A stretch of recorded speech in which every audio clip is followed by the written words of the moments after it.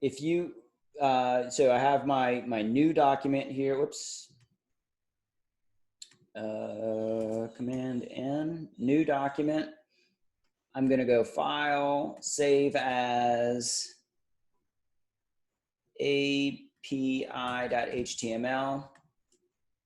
Drop that on the desktop. Okay.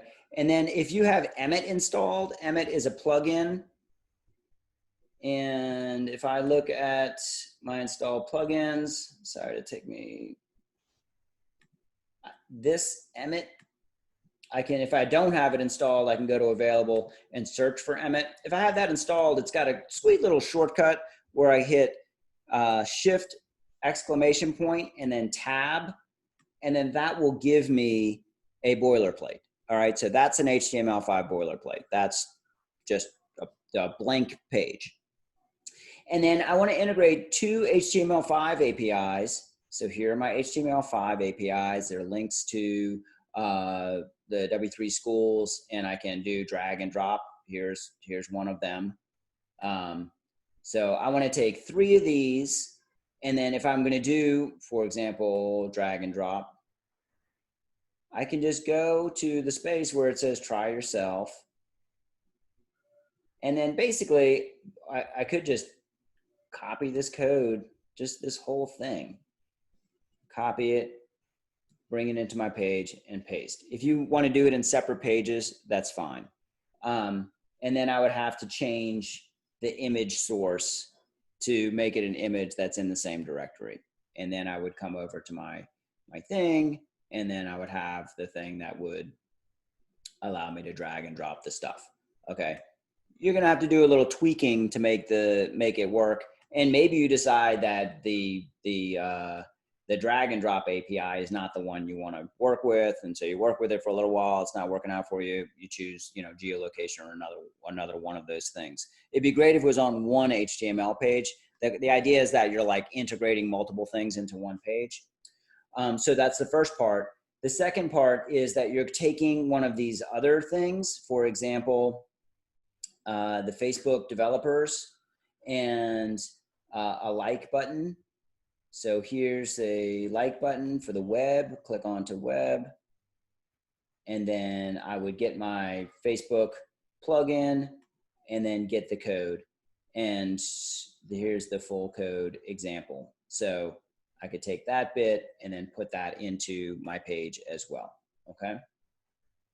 All right, so we want to take 2 of those. Another example would be Google Maps, right? So I might go to Maps.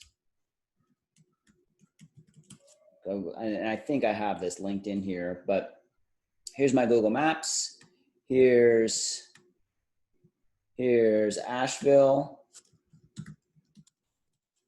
Right? And then once I have like a location, oh snap, give it up. I have this share link. And then in there, embed a map. Here's the iframe, copy that, bring it back into here, drop it inside the body, boom. That's my integration of the Google Maps API for the purposes of this assignment, all right? So I'm not asking for a moonshot here. I just want you all to like take some of these resources and plug them into your HTML files. And what that does is kind of like, the idea for me, for you, is that you are then made aware that you can do this, and many web apps or mobile experiences are just kind of like the bringing together of different resources into it in a new way. Okay, so there's that bit of it. And so take 2 of those, 3 of these, 2 of those, read about if this then that. And then here's some further reading for you, and then you're done. All right, you zip up any of the stuff that you need to do and send it as a zip.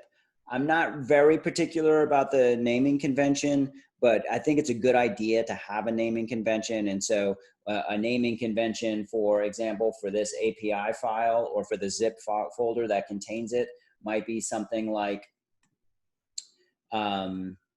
so here we are, the API might be like 2020, right? That's our year. So things are going to be organized by that, the year. And then web 125, there's our next hierarchical level down. Then API assignment. That's our next hierarchical level down. And then maybe your name. All right. And so what that does, and you can see in here, I don't have that in play on my desktop anyway. What this does is the computer will organize your files.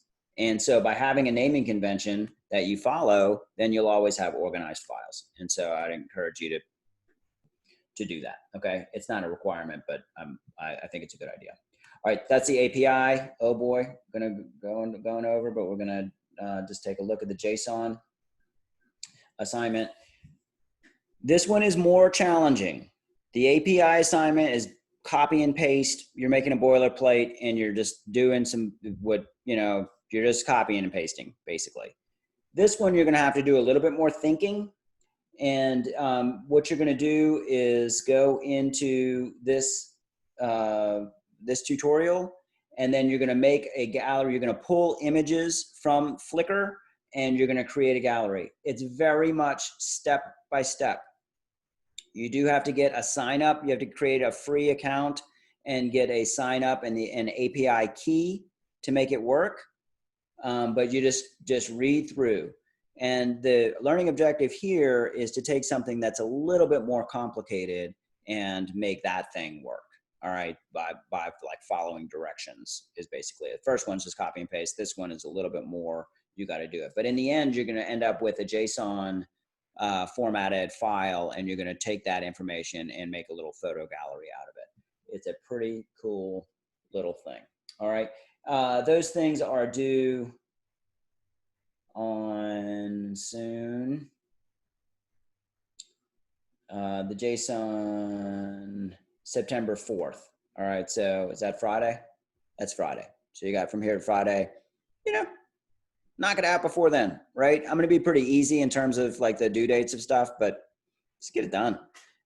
Once we finish that, we're gonna start doing design work, right? So we're doing a little bit of technology, a little bit of code, and then we're gonna go into design, and then the rest of the semester we'll just be making designs with a drag and drop design editor, okay? Okay,